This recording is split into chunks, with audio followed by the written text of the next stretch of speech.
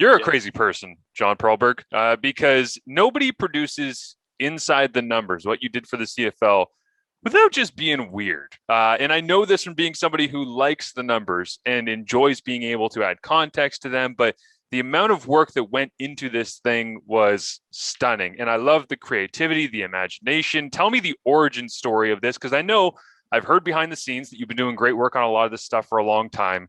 But to finally get to put it out, publish it as something that people can consume for the masses must be pretty rewarding. So when did this idea start to come about? Well, thanks for calling me crazy, first of all. Yeah, it's a great intro. No, it's been like a lifelong project, pretty much, as crazy as that sounds. Like from, as long back as I can remember when I was 5 or 6 years old. Love sports. I think did that, mentioned that in the write up. Yep.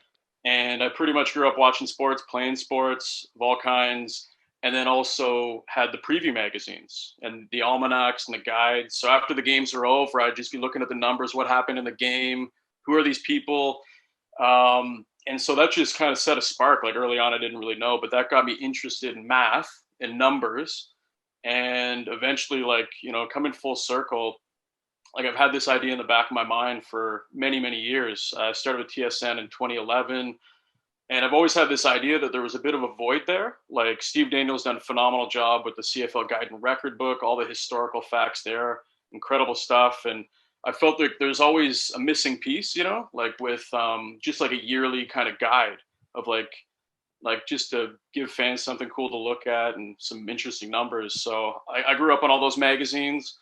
And I think I always had it in the back of my mind to kind of one day do it. And with the CFL not having something like that, that's kind of how it came about. And then with the pandemic, I didn't have much to do. So I was like, I think I have some time to really like put this thing out there and make it as I envisioned, which turned out to be like 72 pages. So at least I had the time to do it.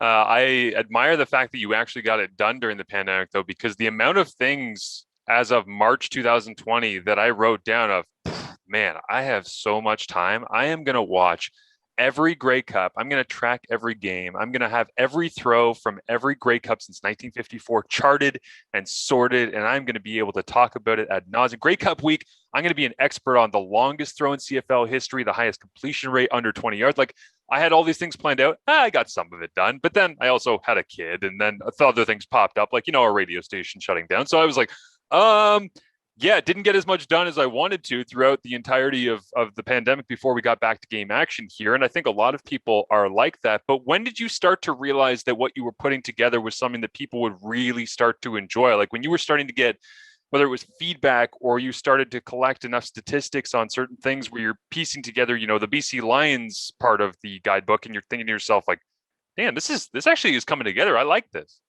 Yeah, there's like a million different variations of it, but I guess like for the past 3 or 4 years, I've distributed like internally, like Mm-hmm. amongst, I think you got it, like amongst TSN people for CFL stats every week, like 5 or 6 pages. So it kind of like grew from there, I guess. So like I had that a bit of a platform to get everybody some extra like insight into the numbers week to week, and it just grew from there, from that idea, kind of some artistic side of it, but then the important part being like the numbers themselves. And I mean, in terms of putting it together, it was just piece by piece. Like I think of like, oh, I should have one of those cool schedules on the side of like that all preview magazines have. And then I was like, okay, I got to do it for 9 teams. Now I got to come up with another page that on the other side of the magazine for all the 9 teams. But I actually did have it ready to go for last season. For if there was a 2020, I should say there wasn't a season, but it was pretty much ready to go then from when the pandemic hit in March, and then the season got punted back a little bit. Like I was ready to go for like Labor Day from last year. So I was able to like keep adding a little more to it, like obviously with all this extra time, and just refine it, going over the look. One of my good buddies is a graphic designer, and he made the cover. It turned out amazing. Like on the first shot, I was like, whoa, like that's like I had like just this terrible cover that I tried to throw together, but that just really brought it to life. And just all the pieces kind of they just started to fall in place, and then just with a little more time in the lead up to the season, it was just all I needed, and connected with TSN and .ca and the website people and TSN Edge that's going to be blowing up, and it just fit perfectly like that as well. So yeah, Yeah. it's just cool. Yeah, absolutely. The cover does look great. I'm wondering now that you're talking about kind of like your origin story and how you started to get interested in numbers and math specifically and reading those preview magazines. What was your go-to magazine? Like, what was your go-to television show growing up? What were the things that really hooked you on sports and math, that combination that you've fallen in love with? It's a good question. Well, I think like Sports Illustrated was always there. I mean, Sports Desk or Sports Center for TSN, like the highlights. Um, just anything I could get my hands on. It's hard to say just one, but I think there's like sporting news, sport, like all these different ones. Anything I could grab my hands on, the hockey news, like literally every sport had them. And I mean, it was just so fascinating. Like, and you love the numbers too. It's just like being able to just evaluate somebody on numbers. And I know it's not all numbers. Yep. So there's the eye test, of course. I don't try to get too carried away with the, like I do, but it is my job with the numbers, but I understand there's another component to it. It's not the be all and end all. So I keep that in mind as well, even as I make the numbers. Um, but there's a bigger picture to it. But it's just so many different like layers to it and different sources of inspiration for sure. Yeah, and I think the interesting thing of this conversation is for you, somebody who is working on numbers behind the scene, you have an understanding and appreciation for the fact that there's more than just numbers out there. And I was somebody who grew up on the eye test and grew up on analysis and takes, but I actually started doing some tracking of games and analysis that involved numbers. I am not a numbers guy, John. Like, God, if you talk to a grade 10 math teacher, they're like, that's the dumbest kid in our class. But I fell in love with the numbers side of studying the game because I got really tired of people that were covering the CFL when I first broke in 6, 7 years ago, just giving takes. And I would just be reading an article and there'd be a sentence that would say, CJ Gable's known as one of the best passing protectors in the CFL, or Zach Collaros is one of the most effective passers on the deep ball. And then it would have no context. There'd be nothing backing it up. And I got so tired of the idea that we were just throwing around these ideas and expecting fans to just absorb them and take them as status quo. And it's like, well, you're not providing anything to back that stuff up. So the Venn diagram of eye Yeah. test and numbers, I feel like you and I kind of meet in the middle on this, but from two completely different sides because we respect the other side, which the conversation, as you know, I'm sure from social media is, especially in the NFL circles, it's like the analytics community and the football community, man, they are oil and water. And it's like, can you guys just appreciate that you're intertwined? Exactly. No, I mean you hit the nail on the head right there, and it's just like kind of bridging the gap. And then, like, I would love to learn more about the X and O's of the game. Like, I know nothing, right? Like, I about that side of it. I didn't play football, but I would love to learn that side of it from the eye test level or knowing what to look out for. But thankfully, when I started at TSN in 2011, just I did every game pretty much from the studio. Like I started out like basically did every game, like 72 or 81 games every year from the studio for 5 straight years before I got a shot to do live games on the road and do Yeah. stats for CFL on the road. And one thing I made sure I did was I talked to the experts there. Matt Dunnigan, Milt Stiegel, those guys. Like when analyzing a drop, I wasn't just going to jump into it and it sounds pretty simple to like chart drops for different receivers, but I don't want to hang one on somebody that wasn't justified. Like I hate to do that. So I basically got their opinions and Jock Climby at the time, like what is a drop? What do you think? As crazy as that sounds, like a definition of some of the numbers that I researched. And they had so many great ideas for things. They'd be like, Johnny P, like what's this? Or like, how many drops do they have? And I'd be like, okay, I didn't start charting that, but now I'll go back and like just give you the context. And like you mentioned, just having, you know, you call it like mentioned pass protection or different things like that. But if you have like a number that can kind of make sense um, to explain things further, or put it into a number sense, I think that's what I try to do pretty much, and just have that like understand what people like, what the experts are, what they think of a subject, and then trying to translate that into numbers. So I know that's Yeah. a convoluted explanation, but it's just kind of understanding there's another side to it, and I'm not just going to go and off on my own and make my own determinations without a lot of insight and a lot of feedback. So that's what I've tried to bring behind the numbers themselves, is just that feedback and Yeah. from the people around me.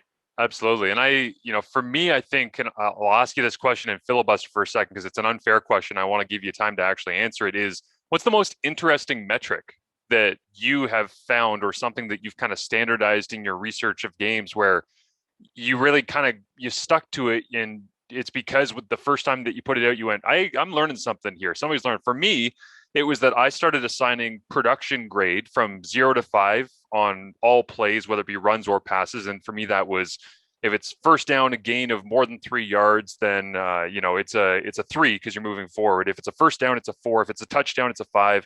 If it's an interception, whether or a fumble, it's a 0. If you're losing big chunks of yards, it's a 1. And if you didn't gain enough yards, it's 2. So I would do this for every play. And so I had that charted for all these areas of the field. And then one day I was just like, you know what? I want to figure out where the most productive place to throw the football on the field. It's kind of like Kirk Goldsberry did, right, with the NBA, where he was looking at, okay, the corner 3 is worth a hell of a lot more than anything else that we're doing here in basketball. And so I started looking at it, and it was pretty eye-opening because we always, again, the narrative-based stuff where we say, well, the CFL is a league that rewards people who push the ball down the field vertically in the passing game.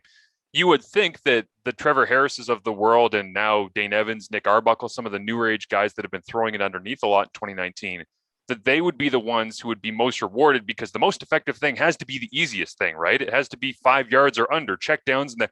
Those don't move the ball in the CFL. The most productive throw I found in the CFL when I went through and looked at all the different zones was the left, basically hash, right on the left hash, between 10 and 15 yards, which when you think about, again, the tie-in of X's and O's to numbers makes total sense because a right-handed quarterback, which most, if not all are, is staring to his right-hand side, making his initial read. And what do we always see? Flips his head to the backside and throws a 15-yard in route, right? Bang, first down, move the chains, or bang, touchdown.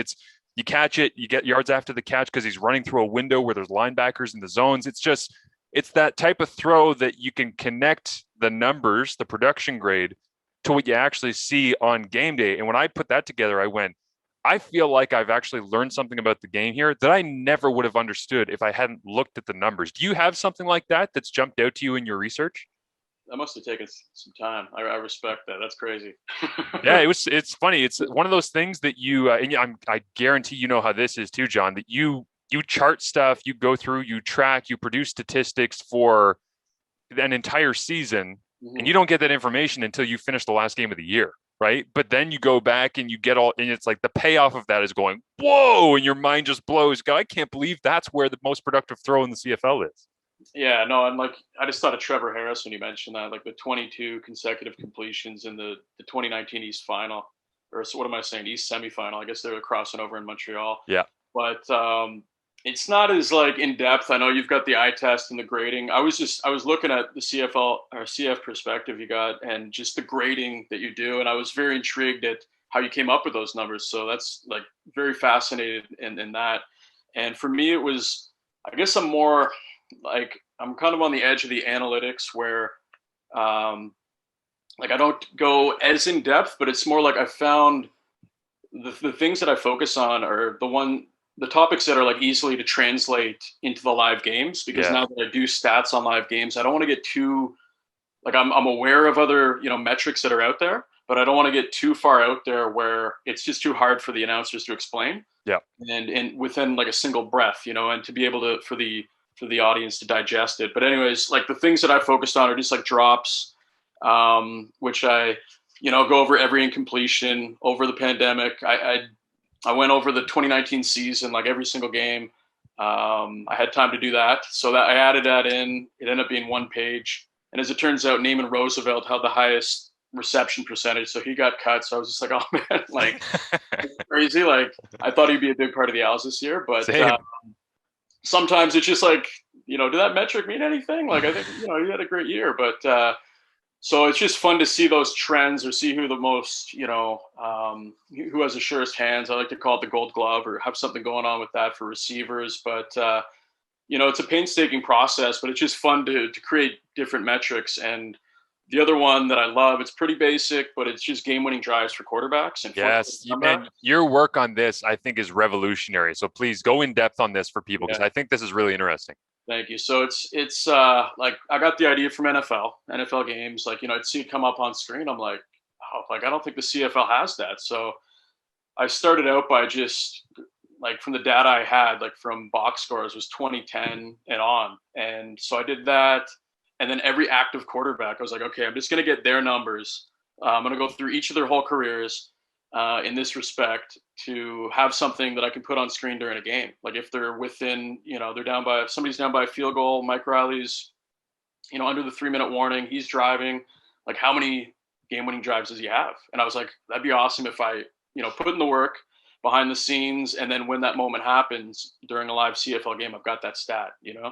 And so basically it just became this crazy obsessive project. I just needed to find like the definitive numbers for the entire history of the CFL. I kept taking it back like another decade, took it back to 1958, the official start of the CFL. And I was like, oh, like some of those careers overlap, like Echeverry, and like I got to figure out the final number of his whole career. This is crazy. I don't know. Like my wife's like, what are you doing? That's so good though, man. I love it because I went back and watched a bunch of old Grey Cups, but I wasn't diving through old box scores from 1958 in the regular season.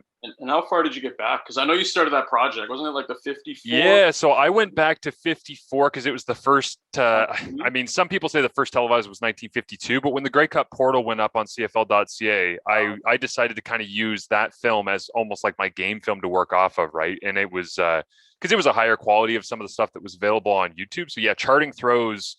It's funny when you talk about it being like an obsessive process, though, because I started to realize as I was watching basically the 60s, right? When I worked my way out of the 50s and into the 60s, how Russ Jackson and Ron Lancaster's careers, the playing style, the downfield aggressive passing attacks, like how revolutionary that was because they were at a time of Jackie Parker and Edmonton and Normie Kwong banging it up inside between the tackles and Johnny Bright and then Hamilton's in there. And it's like they've got, Filoni and other guys that are just basically pounding the rock. And seeing the way that they played the game and how much they changed it, it's like, yeah, no wonder those guys were relatively high up in the fourth quarter comebacks because it's a lot easier to come back when you're slinging the rock all over the place instead of just pounding it between the tackles.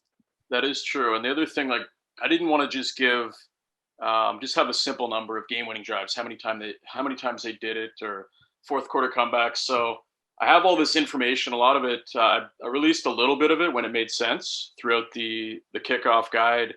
And it was just like how many opportunities they've had to pull this off, like how many fourth quarter comeback opportunities. So like there is the number of how many times they've done it, but I've also got how successful they were in those situations. So over the whole entire history of Canadian football that I can trace back to 1945, it seems like it's always been around 30% is the success rate for coming back down by one possession, like a one score game in the fourth quarter. So you have a 30% chance of overcoming that deficit. And of course, I changed through history before the 2-point convert when touchdowns were worth 5 points. Yes. Yeah. So I just had to adjust. I'm like, okay, like I have to figure out, oh yeah, that's when they changed. They gave the touchdown an extra point there. So I got to figure that out. But managed to trace it back to 45, like right after World War II. I did try to go further than that, but I couldn't tell who the quarterback was. They had like different guys. Like from the articles, it was like I think they interchanged every play. Like it was impossible to tell. So I was like, okay, I think I've gone far enough. I can't go further than 45, the 1945. So I think I'm good. I think that's fairly modern football. But no, I put everything together with like I bought a subscription to newspapers.com, and I literally went through each schedule year by year, and then which dates were these games. And I went to the newspaper the day after, of course, through like the Leader Post, like the local papers to get like the article on the full game, figure out what happened in each game, and looked at the box score and the game story to put together that history. So I literally did that for every single game in CFL history going back to 1945. Man, you were during the pandemic, you reverse engineered the entire CFL. Yeah, I guess so. But yeah, I am crazy. So to come back to the initial intro, yeah, I think that's confirmed right now.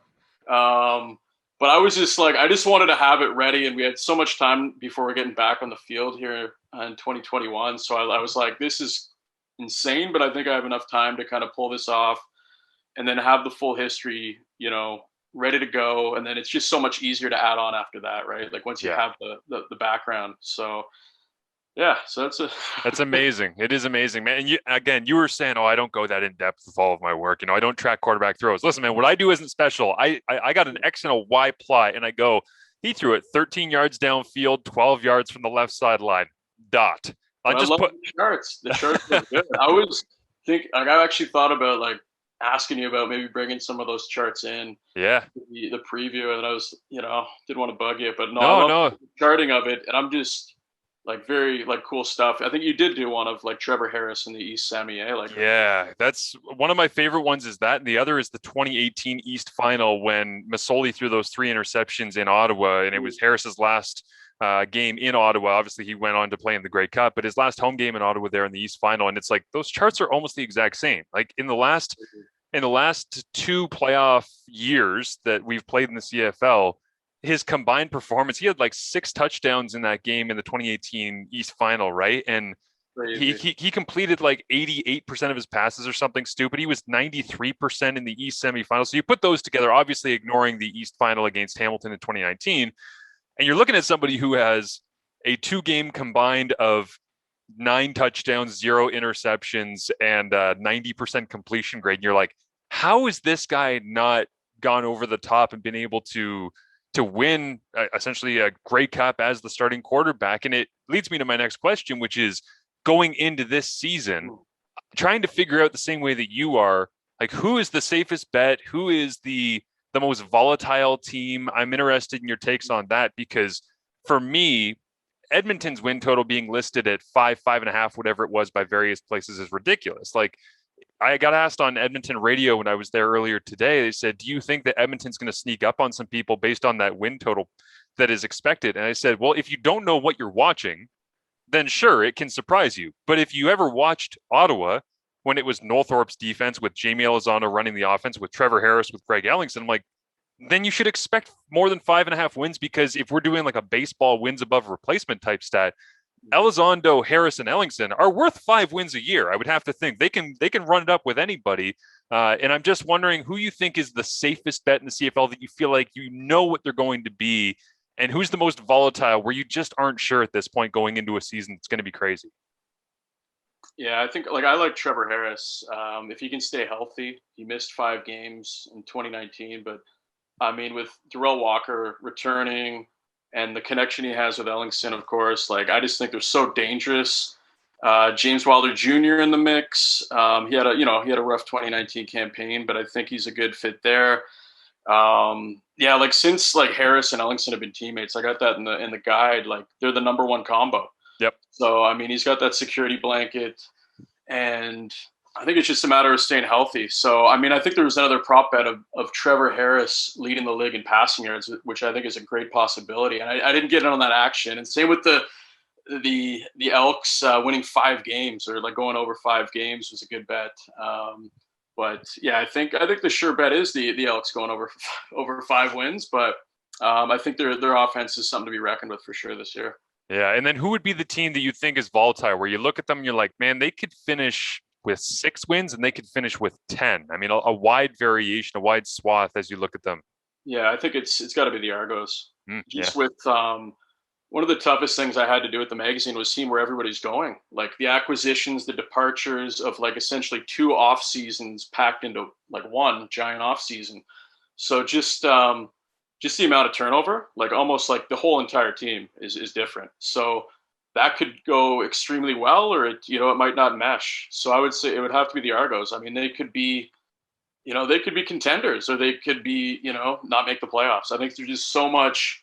They're just the biggest unknown, I think, in my mind. It has to be the Argos this year. And the interesting thing about Toronto that I find right now, John, is I don't know when we'll know the answer to that because they could come out and week 1 go into Calgary and beat Calgary. And then week 2, they could go into Winnipeg and beat Winnipeg. And it doesn't tell me anything, right? But at the same time, because you're going 14 games over 16 weeks, if they get through a quarter of the season and they're 3-1 or something like that, do we have to start taking them very seriously as a contender? Well, at that point, they still haven't played any of their 4 games against Hamilton, who's the team they have to go through in order to win the East. So Like, I really don't know at what point we can stamp the approval of the Argos are good. There, you may continue on in the CFL season. And that's, I think, going to be an ongoing storyline because, yeah, that range of variability for their success is so wide. And it's also going to change depending on who the quarterback is, which we found out from Ryan Dinwiddie. They're just not going to announce until the depth chart comes out before Calgary. So we don't really know what they're going to look like or how they're going to apply the pieces they have in place until we actually get to week one. No, for sure. Like I was just thinking about that when you mentioned it, like Arbuckle or Macbeth, like, with Arbuckle being banged up, it's like it just, can take a completely different direction. So we won't know till opening night, and then it's gonna be hard to say. I mean, you might be deep into you might be into November before we really know who the Argos are, I think. So It's crazy we'll because see. usually we're talking about late in November being Oh playoff no. runs, but now I agree with you. I think it's going to be at least until Halloween that we're going to be Yeah. able to say, okay, that team has a true identity, and maybe the defense, the front seven becomes their identity, and that's all they need, and that keeps them in games. But yeah, the amount of work that's going to go into crafting their personality. I found it interesting that Dinwiddie early on in training camp said the biggest challenge was taking all of those guys and putting them into the room and creating a culture and identity. Because when you bring a bunch of people in from different places, Yeah. that can be tough to organically create. Let people know your process for game day. Because when you talk about doing live stats on location during the CFL season, I think everybody knows that you guys are in and around the booth and that you're working. I just don't think people know what you do. And selfishly, this is kind of a question for me because I'm working with you in week number 4, and I'd like to know how do you do what you do, and what do I need to expect? Oh, yeah, I'm looking forward to that. Like week 4.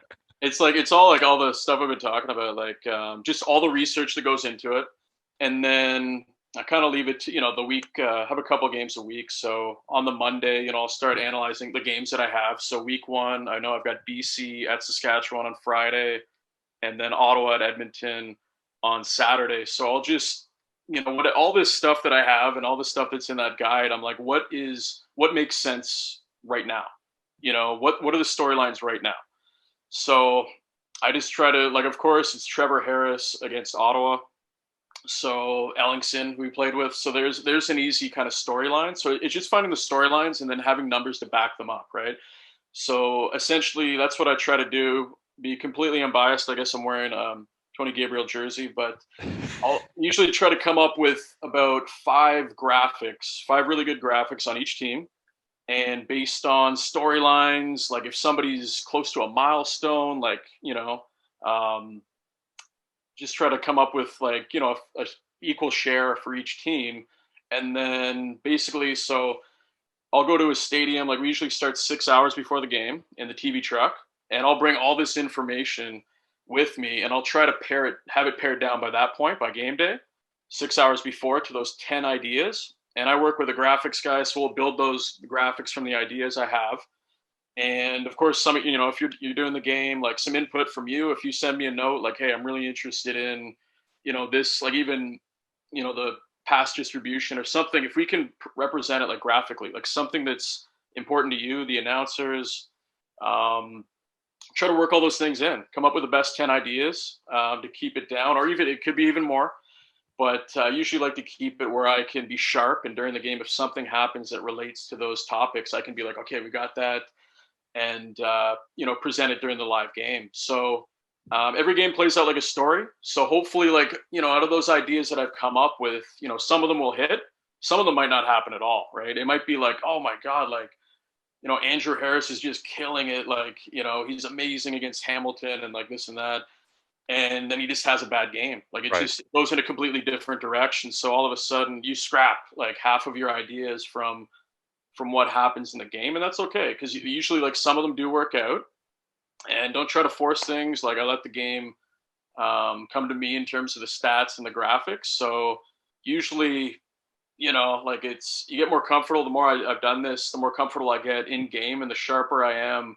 The second something happens in a game, I know like, okay, that's his 50th catch, or he's passed this guy in Riders history, or whatever it may be. I've got all those notes with me, so that when we're doing the game together in Ottawa in week 4, like I'll have that. I usually use Post-it notes. So like I'm up in the booth. I'm rambling on now. So we start in the TV truck to build all Oh, these I graphics. like this. I like this.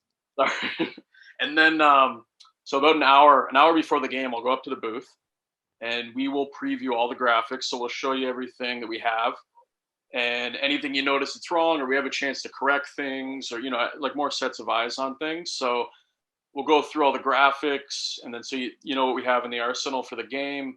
And basically, so we're on the same page. And then as things happen in the game, it'll probably click into your head for like, oh, like, this just happened, or, some of the key things to look out for milestones. So, the second somebody gets a touchdown that breaks a record or whatever happens, it's like we got that ready to go. We pre-made it.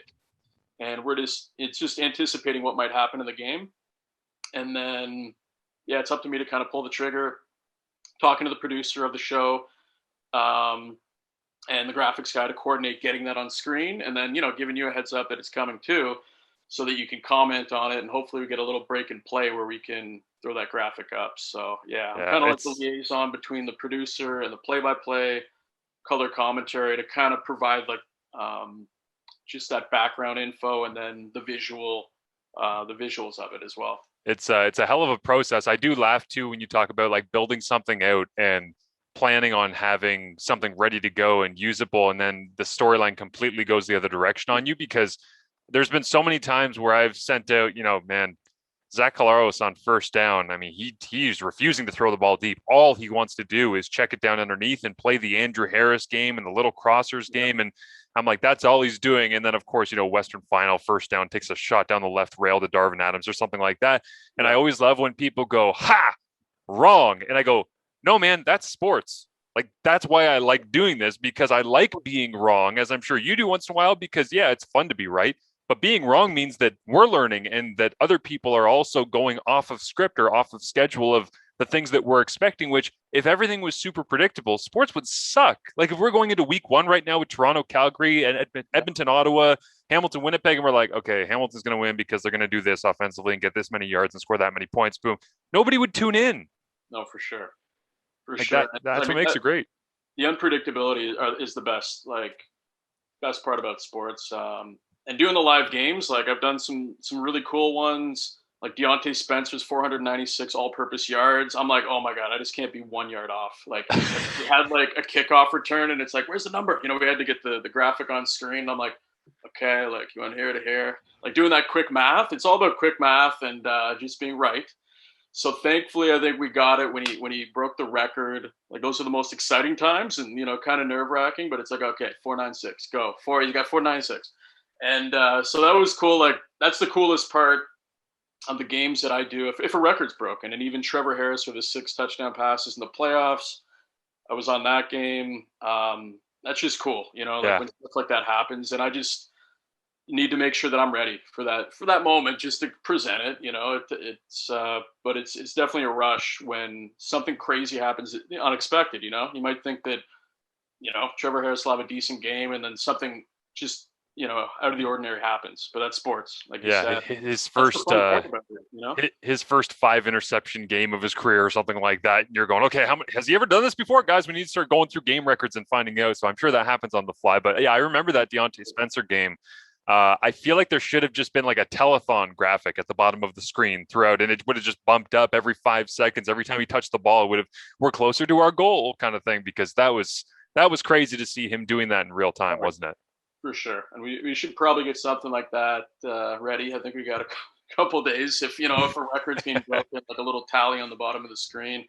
But no, I mean, that's what makes the game special. And like I'm just so pumped to have the league back, as we all are. It's been such a missed it so much last year. Like it was just a huge void in my life. So I guess I filled it with this, the preview magazine, and to kind of like just get kind of reset and to 2021 and beyond. It's gonna be awesome. I think I can't wait for the season to get started.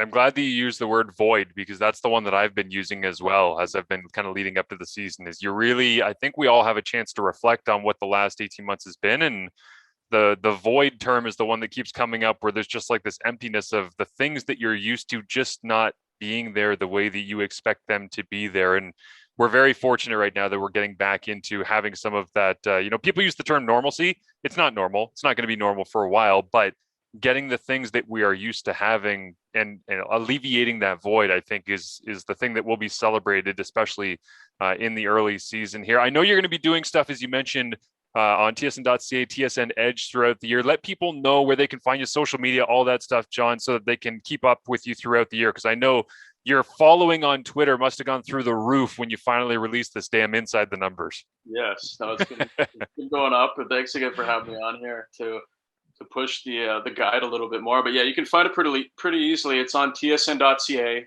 Click on like the CFL section or Edge section, which is the wagering side of things with TSN Edge and right now. So go there. It should be, I think, right now on the CFL section. It's right at the top. You can't miss it. There's the 2021 CFL season kickoff guide. Click on the link at the bottom of my story. There is you can download it for free. That's the best part about it. The whole 72-page preview guide is free. So just tsn.ca CFL section. Click on the link of the story, and you can find it there. If you are a CFL fan and you are getting ready for kickoff, listening to this on Monday of week number 1 in the CFL, follow those directions, download it, peruse it. You will enjoy it. We'll get you excited for the CFL season. Jon, great work on that, and I'm looking forward to catching up with you in person and working a game together soon. All right. Can't wait. I appreciate it, Marsh. Thanks.